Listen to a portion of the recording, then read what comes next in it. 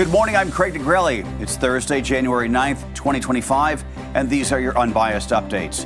Wildfires still burning in Southern California. The number of people dead, growing homes and buildings destroyed, now topping 1,000. This morning, if there's any progress on the fire lines.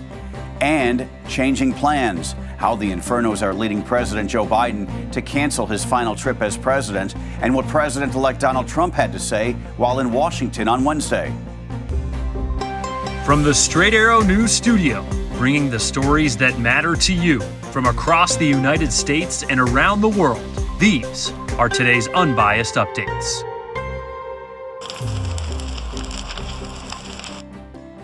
This morning, at least 5 wildfires are burning in the heavily populated Los Angeles area of California, destroying thousands of homes and putting millions of lives in danger.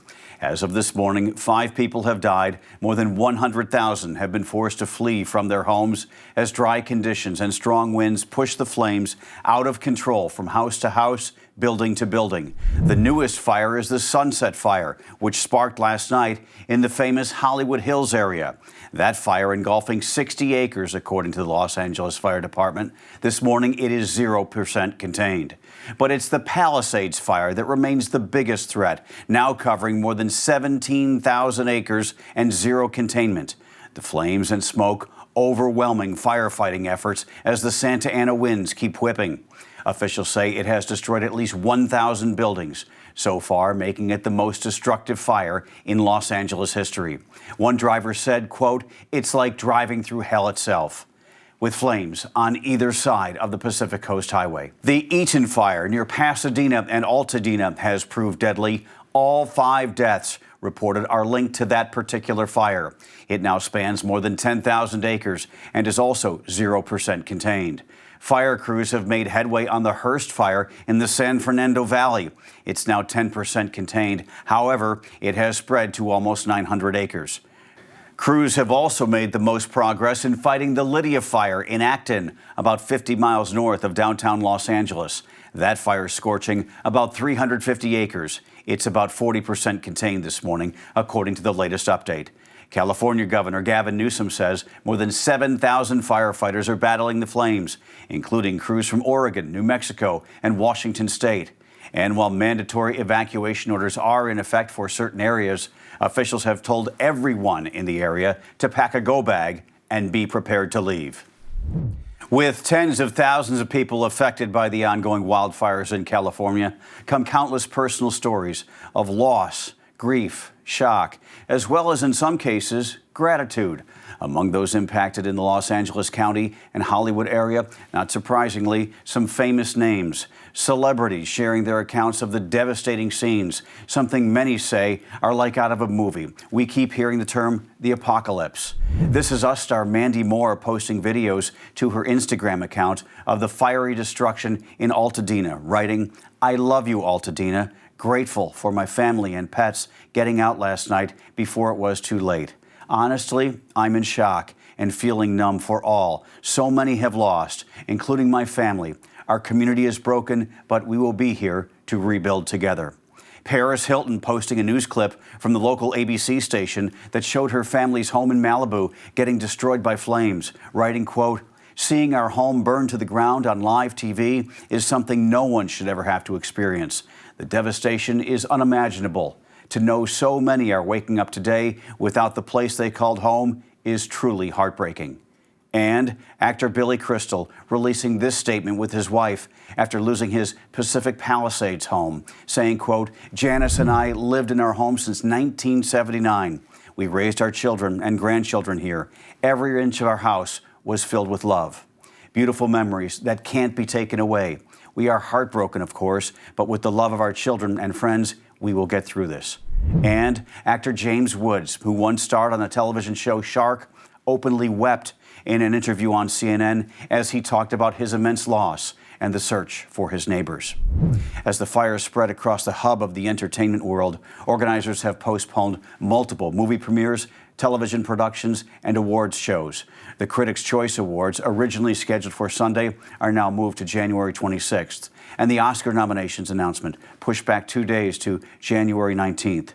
An NHL hockey game involving the Los Angeles Kings was postponed last night.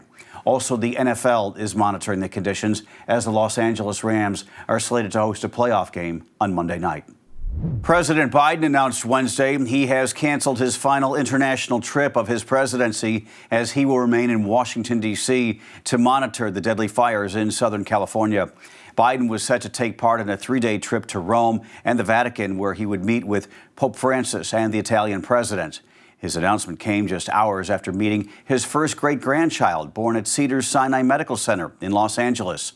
Later today, the president will deliver the eulogy at the state funeral for former President Jimmy Carter at the Washington National Cathedral.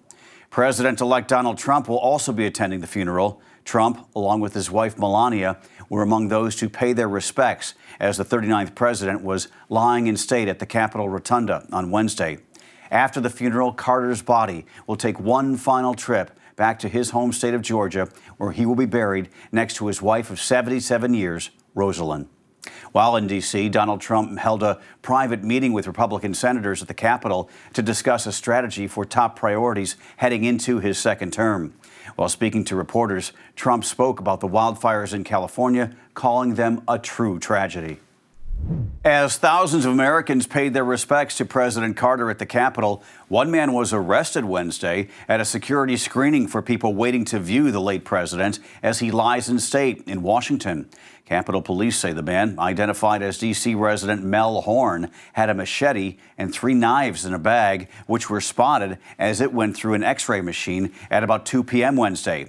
He's now facing multiple charges of carrying a dangerous weapon. Capitol Police also said officers arrested a Virginia man who lit a bag containing accelerants on fire on top of his car near the Capitol. They do not believe the 2 incidents are connected. A potentially crippling strike averted for now. Longshoremen reached a tentative new contract deal yesterday with shipping and port companies along the east and Gulf coasts of the U.S. The United States Maritime Alliance, representing ship lines and port operators, and the union, the International Longshoremen's Association, say they've agreed on a 6-year deal. However, the agreement is not official until ratified by union members. The ILA represents 50,000 members who fill 25,000 jobs at 14 ports from Maine to Texas. If this deal had not been reached, port workers were set to go on strike beginning next Thursday. Details of the agreement have not yet been publicly released, but sources close to the matter say it addresses a key sticking point for workers: automation. You'll recall back in October, the longshoremen agreed to a wage increase of 62% over 6 years. The two sides then pushed the other issues into 2025 to end a 3-day strike. Finally this morning, with all the destruction and loss from the wildfires in California, we leave you with a sense of community in a time of need. Airbnb.org, the nonprofit founded by the company Airbnb, is providing free temporary housing for people displaced by the Los Angeles County fires. You see the hug there.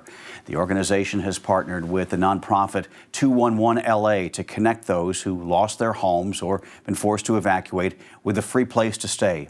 Airbnb.org says over the past decade, it has provided more than 1.5 million nights of emergency stays for about 250,000 people. Great to see neighbor helping neighbor in this time of need. It really is endearing. Those are your unbiased updates for this Thursday. We'll see you back here tomorrow. For all of us here at Straight Arrow News, I'm Craig DeGrelli. Have a great day.